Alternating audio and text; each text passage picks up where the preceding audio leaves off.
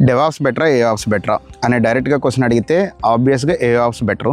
ఎందుకంటే డెవాప్స్కి super advanced next version ఏఆప్స్.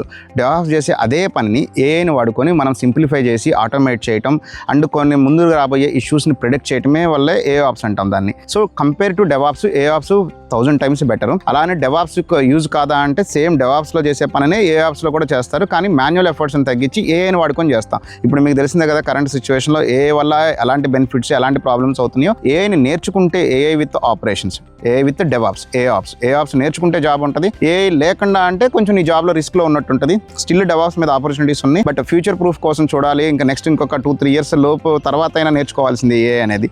అది ఇప్పుడే కనుక నేర్చుకుంటే, ఇప్పుడు ఎవరైతే డెవాప్స్ నేర్చుకుందాం అనుకుంటున్నారో వాళ్ళంతా ఇప్పుడే కనుక ఏఆప్స్ నేర్చుకుంటే మీ ఫ్యూచర్ బెటర్గా ఉంటుంది, బెటర్ ఆపర్చునిటీస్ వస్తాయి. సింపుల్ లాజిక్, మనకి ఒక 10 రెజ్యూమ్స్ వెళ్ళినాయి ఒక హెచ్ఆర్ దగ్గరికి, వాళ్ళ మిగతా 5గురికి డెవాప్స్ మాత్రమే ఉంది, ఇంకొక లెక్క 5గురికి ఏఐ ప్లస్ డెవాప్స్ ఉంది. సో ఆబ్వియస్గా ఏఆప్స్ వచ్చిన వాళ్ళని ఫస్ట్ ప్రయారిటీ ఇస్తారు.